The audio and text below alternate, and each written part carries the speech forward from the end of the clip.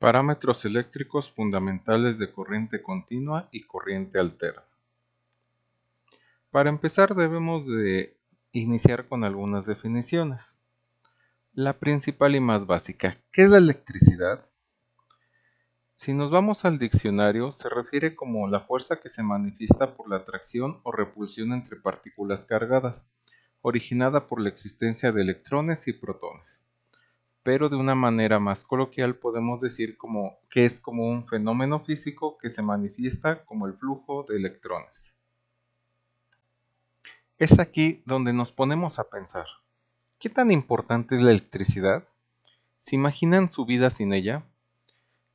Si no la tuviéramos, no existiría la iluminación conveniente, ni comunicaciones de radio o televisión, servicios de telefonía, y las personas tendrían que prescindir de aparatos eléctricos.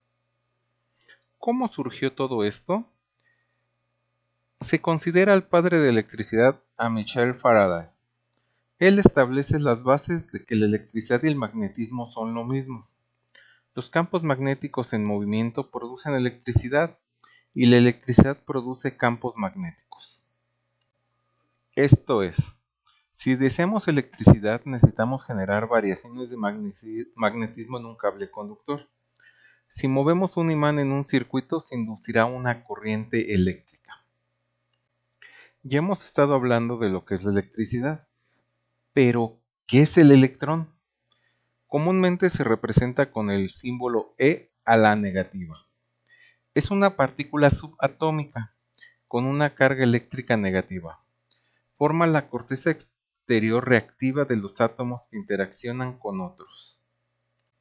Una vez que ya tenemos entendido qué es el electrón y qué es la electricidad, podemos ahora sí hablar de los parámetros que rigen la electricidad. Estos básicamente se conforman de tres, que son la resistencia, que se representa por una R mayúscula, y su unidad de medida es el ohm.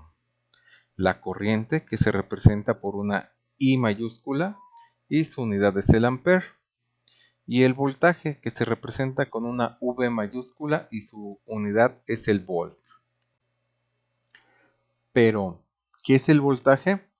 También se le conoce como diferencia de potencial, DDP, o tensión eléctrica. Es el impulso que necesita una carga eléctrica para que pueda fluir por el conductor de un circuito eléctrico. Esta corriente cesará cuando ambos puntos igualen su potencial eléctrico. En otras palabras, es la fuerza con la que se van a mover los electrones. La corriente la definimos como el flujo de carga eléctrica a través de un material conductor debido al desplazamiento de los electrones. Este movimiento de partículas se inicia una vez que los extremos del conductor se les aplica una tensión externa. Esta tensión genera un campo eléctrico sobre los electrones que, al poseer carga negativa, se verán atraídos hacia la terminal positiva, como lo podemos ver en la imagen. Para transmitirse, la corriente eléctrica requiere de materiales que dispongan una gran cuota de electrones libres, es decir, ubicados en su última órbita alrededor del núcleo y, por lo tanto, susceptibles de movilizarse al estar menos fuertemente atraídos por este. En este sentido, puede distinguirse entre materiales conductores, los que permiten un fácil movimiento de electrones, los semiconductores, que pueden actuar tanto como conductores o aislantes, y los aislantes, que de acuerdo a su capacidad de transmitir la corriente eléctrica va a ser buena, poca o nula respectivamente. Podemos decir entonces que la corriente es la cantidad de electrones que se van a mover. Otra forma en que podemos conocer a la corriente eléctrica es como intensidad y se denomina el caudal de corriente eléctrica, es decir, la cantidad de carga eléctrica que pasa por un material conductor por unidad de tiempo.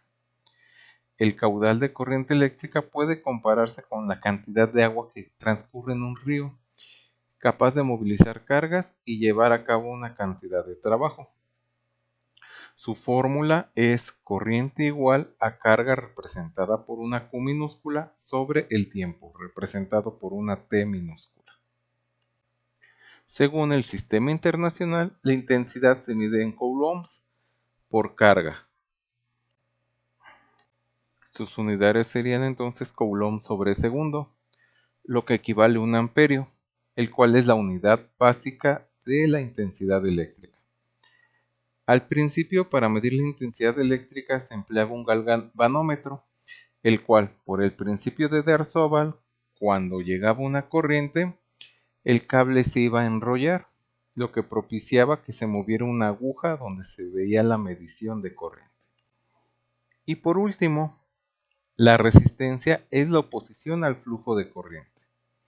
Se mide en ohmios, que se simboliza con la letra griega ohms. Se denomina ohmios en honor a Georg Simon Ohm, un físico alemán que estudió la relación entre voltaje, corriente y resistencia, y estableció la ley que lleva su apellido, la ley de Ohm. Esta va a ser muy importante y la veremos más a detalle más adelante. Existen muchas formas de representar estos tres valores de voltaje, resistencia y corriente. Todos los materiales resisten en cierta medida al flujo de la corriente y podemos dividirlo en dos grandes familias, conductores y aislantes. No porque sean aislantes significa que no dejan pasar la corriente, pero su resistencia es tan grande que al momento que permiten pasar la corriente tienden a destruirse.